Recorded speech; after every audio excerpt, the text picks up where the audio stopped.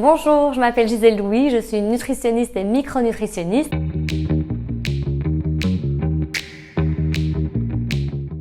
Alors, le sommeil est indispensable pour notre santé parce qu'il permet une récupération physique, donc tout ce qui est immunité et métabolique, et une récupération psychique. Alors, le sommeil, c'est le seul moment où le cerveau va pouvoir se régénérer. En fait, il a besoin de glucose et de corps cétonique et pendant la nuit, il va se reconstruire.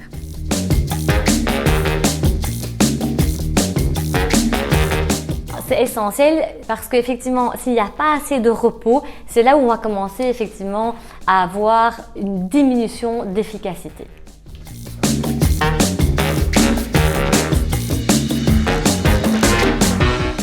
Alors, un sommeil de qualité, c'est quoi? C'est d'abord un sommeil où on a un bon endormissement. Donc, quand on va se coucher, on arrive à s'endormir facilement.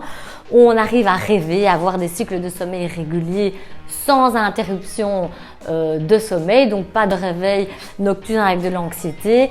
On sait aussi que le temps, donc l'heure à laquelle on se réveille vers 3-4 heures du matin, signifie qu'effectivement, il y a un manque de mélatonine puisque c'est le pic maximum de la mélatonine vers 3-4 heures du matin. C'est un sommeil où effectivement on se réveille le matin en forme, prêt à démarrer sans aucune contrainte.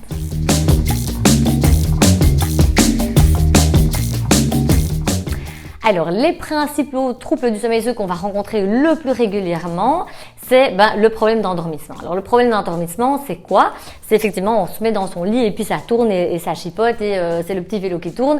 Et donc, effectivement, c'est lié à plusieurs choses. Alors, c'est premièrement lié à quoi? Un repas trop lourd ou trop riche en protéines.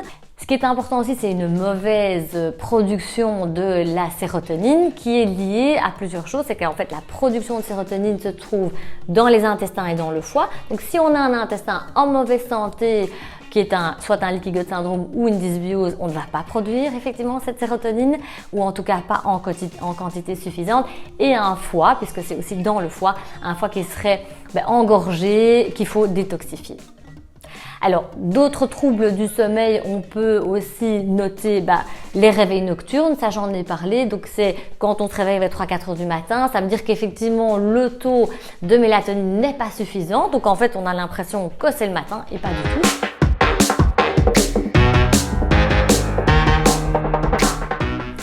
Alors, les conséquences sur le manque de sommeil sur la santé sont quand même relativement importantes et sont nombreux.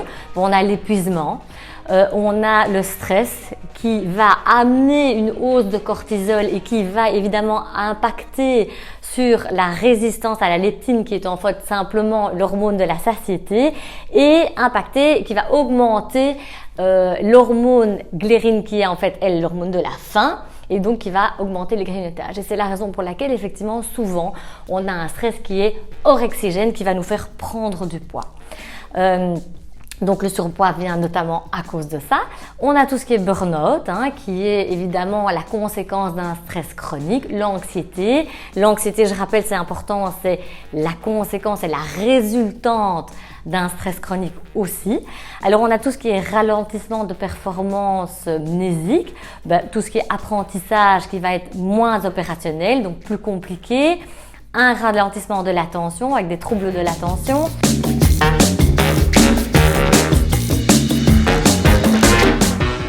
Alors, les bons réflexes à adopter pour favoriser un bon sommeil, d'abord, c'est respecter le cycle circadien qui est extrêmement important de chez tous les mammifères. Donc, c'est lever et coucher du soleil. En fait, l'œil va capter la lumière et va envoyer un message au cerveau qui va en fait faire la production des neurotransmetteurs.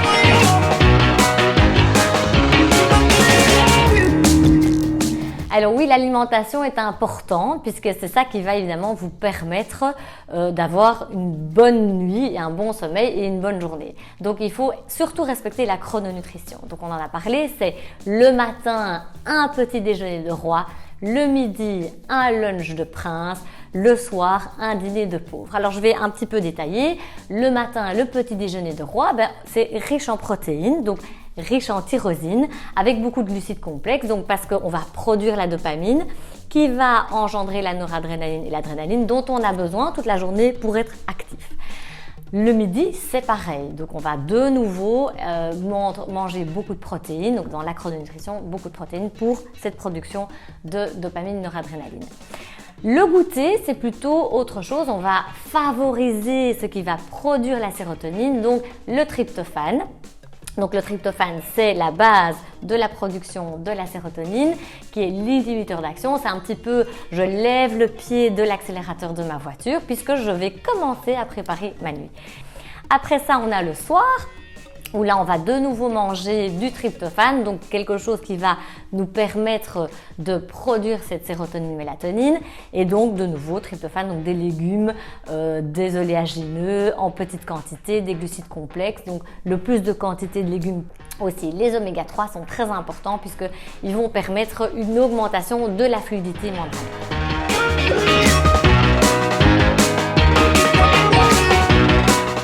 Les solutions naturelles pour respecter un bon sommeil, c'est respecter le cycle circadien, lever et coucher du soleil, en se couchant au moins 2 heures après la fin de son repas, en ralentissant son rythme vers 17 heures, donc la journée étant passée, on commence à préparer son sommeil. Se poser et manger calmement, déposer les couverts et bien mastiquer 25 fois chaque bouchée. Oui, je sais, c'est compliqué, mais c'est un apprentissage. Éviter les lumières, donc les grandes lumières, les néons, les lumières fortes, la télévision le soir, les tablettes, les applications et les réseaux sociaux le soir sur son téléphone. Alors, on va aussi favoriser les activités calmes, par exemple le yoga, la décontraction, et aussi, ce qui est très intéressant, c'est la cohérence cardiaque. Alors la cohérence cardiaque, c'est la respiration qui se fait en 5-5-5, donc c'est 5 secondes en inspire, 5 secondes en expire, et ça c'est pendant 5 minutes. Et ça, vous pouvez le faire au moins 3 fois par jour et avant de se coucher, donc un petit peu avant de se coucher, une bonne heure avant le coucher, et c'est extraordinaire.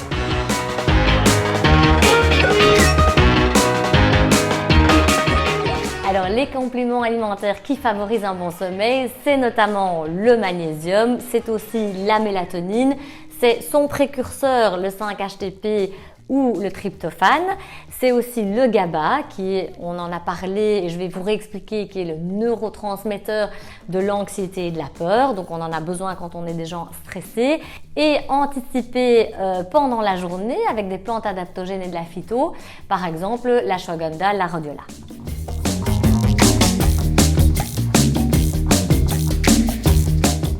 Alors oui, on peut prendre de la mélatonine si on a un trouble du sommeil. Si on a un trouble de l'endormissement et un trouble du sommeil, c'est tout à fait ce qu'il faut prendre. Alors, elle existe sous plusieurs formules, soit en ingérence, donc en petite capsule, ça se prend 1 heure avant le coucher, ou en spray, ça c'est l'idéal, parce qu'en fait le spray on le met sous la langue, on fait 4-5 sprays sous la langue, enfin, en même temps c'est à vous à tester comment vous le supportez, si ça vous convient à 4-5 ou un peu plus, parce que l'absorption sublinguale est immédiate. Donc ça c'est vraiment beaucoup plus intéressant et beaucoup plus rapide. Alors, les problèmes de sommeil par déficit de magnésium sont assez fréquents, effectivement. Donc, le magnésium, je rappelle que c'est un ion, c'est un des 4 minéraux les plus abondants dans le corps, avec le calcium, le potassium et le sodium. Ce magnésium va intervenir dans effectivement l'activation de 600 enzymes différentes qui vont être impliquées en fait dans des réactions biochimiques. Et on sait qu'il fait partie des cofacteurs de la production de la dopamine et surtout de la sérotonine. Donc pour un bon sommeil, il est effectivement indispensable. Il est indispensable aussi pour activer la vitamine D et inversement, la vitamine D va augmenter l'absorption du magnésium. Donc on sait que ce sont des cofacteurs très importants. En tout cas, ils fonctionnent ensemble. Alors, il est indispensable aussi dans tout ce qui est cascade de production de neurotransmetteurs, ça je viens de vous l'expliquer. En cas de stress, on sait qu'en fait, la personne stressée, donc la cellule qui va être stressée va en fait excréter l'ion de magnésium qui va être éliminé via les urines et donc cette cellule va être encore plus stressée. Donc le magnésium, c'est quelque chose qui se prend tout le temps. Alors soit on le met dans son eau qu'on boit toute la journée, soit on le prend effectivement avec les repas principaux, le matin, le midi à 4 heures et le soir. Il n'y a pas d'excès de magnésium, je rappelle ça, c'est quand même très très important. On sait que des études ont été faites, on a quand même un paquet d'études qui ont été faites, notamment Suivi Max qui date d'il y a un certain temps, où 72% des hommes et 78% des femmes étaient déficitaires et carencés en magnésium. Évidemment, avec notre rythme aujourd'hui, je ne connais personne qui n'est pas stressé, donc il n'y a pas de problème à prendre du magnésium en continu et à vie, puisqu'on en a tous besoin.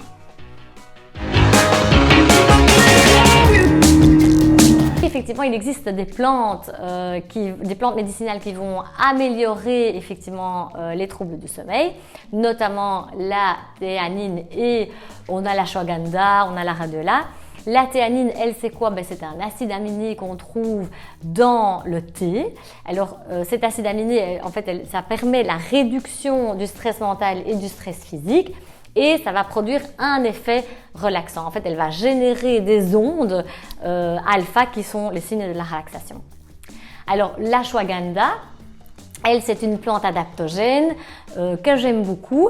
En fait, c'est une plante qui va permettre l'homéostasie. L'homéostasie, je rappelle que c'est effectivement l'équilibre. Elle améliore la capacité face au stress. Donc, ça va générer en fait une meilleure adaptation au stress. Elle diminue jusqu'à 26% le cortisol qu'on crée, en fait, qu'on produit quand on a en fait un stress chronique. Donc ça fait partie d'une explication assez globale sur le stress. Le stress est important, mais quand on a du stress chronique, on passe en fait de l'adrénaline au cortisol. Et donc quand on a un excès de cortisol, bien effectivement, on a une problématique de surrénal. Et ici, cette ashwagandha va réguler ce taux de cortisol. Ça va permettre de stimuler le système immunitaire et elle va lutter contre les effets physiques du stress, ça c'est important, notamment chez le sportif. Elle va améliorer l'apprentissage et la mémoire et surtout elle va améliorer l'anxiété et la dépression chez les gens qui ont des problématiques au niveau neuro.